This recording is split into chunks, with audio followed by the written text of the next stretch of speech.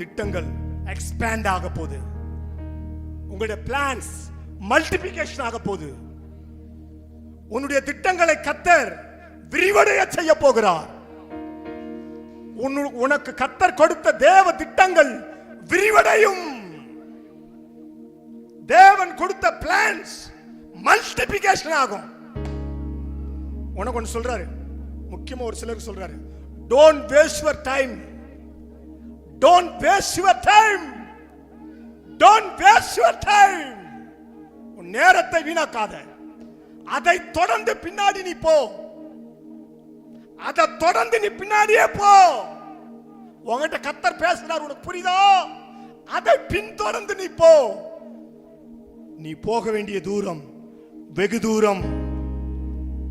இது யாராவது யூடியூப்ல பாக்குறீங்கன்னா எத்தனை வருஷம் கழிச்சு நீங்க பார்த்தாலும் சரி, இந்த ரெக்கார்டு இப்படியே இருக்கும்.